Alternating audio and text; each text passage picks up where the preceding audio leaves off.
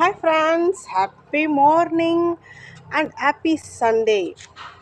இன்னைக்கு ஒரு சூப்பரான டிப் பார்க்க போகிறோம். என்னென்னா, நம்ம செடிகளுக்கு மேலே பூச்சி தாக்குதல் ஏற்படுறது, பூச்சிகள் வர்றது எல்லாமே நமக்கு தெரியும். நம்ம இந்த வேறு உள்ள பூச்சிகள் உருவாகிறது நமக்கு செடிகள் வாடும் போதும் இல்லை இலைகள் பழுத்து போய் வளர்ச்சி இல்லாமல் இருக்கும்போது மட்டும்தான் நம்மளால் அது கண்டுபிடிக்க முடியும்.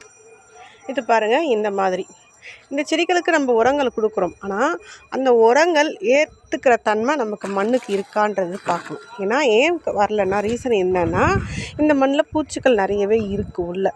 அதனால தான் நமக்கு இது சரியான வளர்ச்சி இல்லை. இதுக்கு ஒரு டிப்ஸ் சொல்லட்டுங்களா? நமக்கு சமையலுக்கு பயன்படுத்தும் போது அந்த வெங்காய கழிவு, அதாவது வெங்காயத்தோல், பூண்டுத்தோல், இந்த மாதிரி இஞ்சி தோலெல்லாம் வரும் இல்லையா, இதை தான் நம்ம மூடாக்காவும் பயன்படுத்த போகிறோம். இதன் மூலிமா செடிக்கு மண்ணில் பூச்சிகள் வராமலையும் நம்ம தடுக்க முடியும்.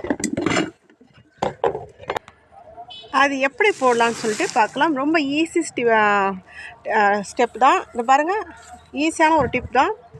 இது மேலே இப்படி போட்டு விட்டுருங்க.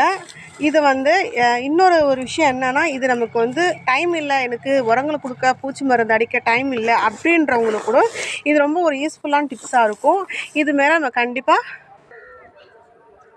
இதுக்கப்புறமா நம்ம கண்டிப்பாக இந்த மாதிரி மூடாக்கு மாதிரி போட்டு விட்டுட்டு தண்ணியும் ஊற்றி விட்டுடணும்.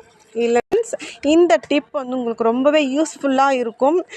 டைம் சேவ் ஆகும். எனக்கு டைம் இல்லை, என்னால் பண்ண முடியாது, தயாரிக்க முடியாது, பூச்சிக்கொல்லி மருந்தெல்லாம் வீட்டிலலாம் இயற்கை கரைசலாம் தயாரிக்க முடியாதுன்றவங்களுக்கு ஈஸியான டிப் என்னன்னா இதுதான் ஃப்ரெண்ட்ஸ். இது ஈஸியாக உங்கள் செடிகளை காப்பாற்றும். மண்ணில் இருக்க பூச்சி புழுக்கள் எல்லாத்தையுமே இதை கண்ட்ரோல் பண்ணும். இதை ஃபாலோ பண்ணுங்கள். இன்றைக்கி இந்த டிப்ஸ் எப்படி இருக்குன்னு சொல்லி கமெண்ட் சொல்லுங்கள். பை ஃப்ரெண்ட்ஸ், யூ மக்களே.